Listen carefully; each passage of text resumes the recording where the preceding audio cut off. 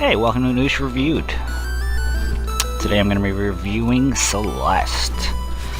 Celeste is a platformer, a very challenging platformer at that, released in January of 2018, and throughout the year would go on to win numerous accolades, be nominated for just about everything under the sun that an independent game can be nominated for, as well as maintaining a rather decent Metacritic score. As of January of 2019, the Metacritic score currently falls between 88 and 94, depending on what platform you're playing it for.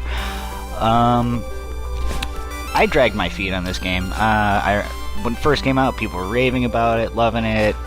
I just knew that eventually it'd get around to it. It's one of those on my back burner for a very long time. So when Microsoft finally announced that it was coming to Game Pass in January of 2019, it's like, yeah, totally.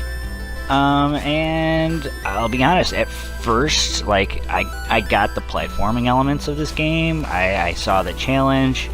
I saw kind of where the storyline was going, but I didn't like it at first, honestly. I was like, why are people raving about this game? What am I not seeing that everybody else was? And I had that opinion for a very long time while playing this game. I saw the difficulty, saw where the story was, but yeah, I just didn't see it. Finally, probably when I got to around chapter 5 or 6-ish, the gameplay just clicks, and you just feel the character. Like, it starts to become instinct what you want this character to do. Anybody that's played a Super Meat Boy or an Ori in the Blind Forest or anything like that, sure, the game starts out simple. You jump, maybe double jump, maybe do a little dash move here, and then before you know it, the game will be combining all of those elements to give you a challenge, hopefully unlike any other challenge you've had before.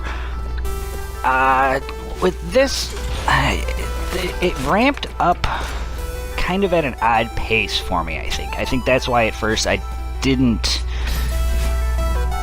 jam on this game, I guess you could say. I got it, I was having fun, but I just didn't see where everybody was like, man, this game is awesome. But again, I got to that point. And if you're on the fence while playing this and just like, well, I'm just jumping over spikes, I'm just hitting dashes, just doing this and that, you'll get there. You'll get there. I hope you'll get there, because in the end, this game was rewarding. It has good storyline.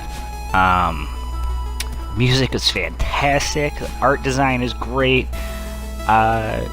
This is the epitome of what we as gamers should really want out of a small independent game these days, in my own opinion.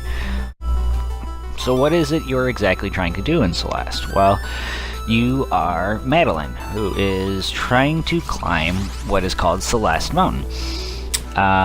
Throughout the game, you will be introduced to certain aspects of Madeline's personality that also play into the story and to why she's trying to accomplish this and what is preventing her from being able to accomplish this. And throughout the course of the game, you are given not only the moves to complete this, but also the emotional support to get you through this game.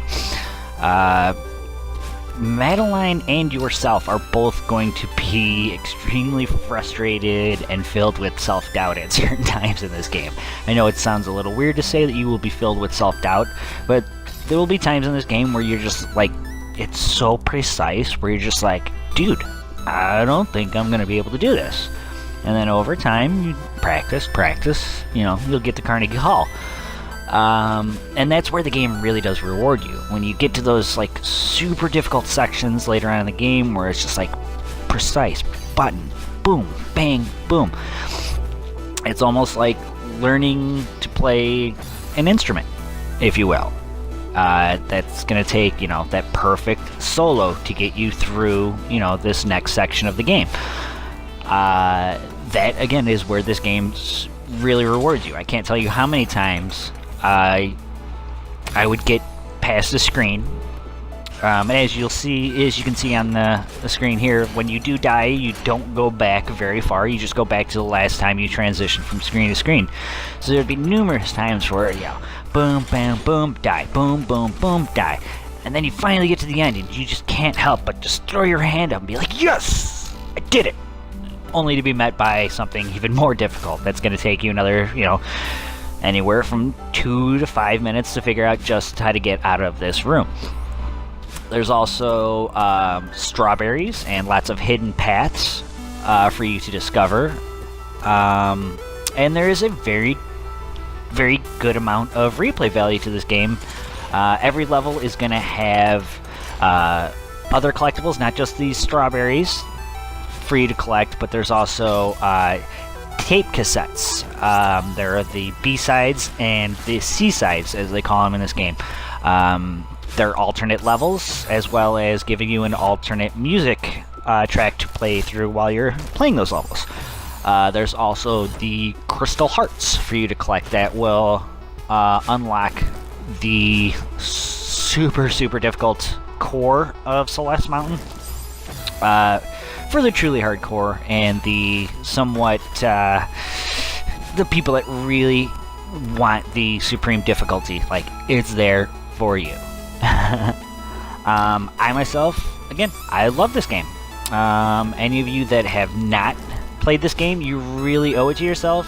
Anybody on Xbox that hasn't, you're kind of a fool for not have played this during January while it was free. At the time of recording this, there are a few days left, so if by any chance anybody is watching this and is on the fence, at least download it. You'll thank yourself later when you finally dive into this. Yeah, that's about it.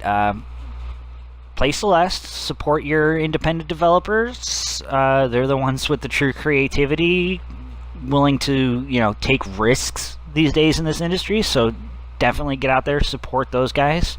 And first and foremost, keep gaming.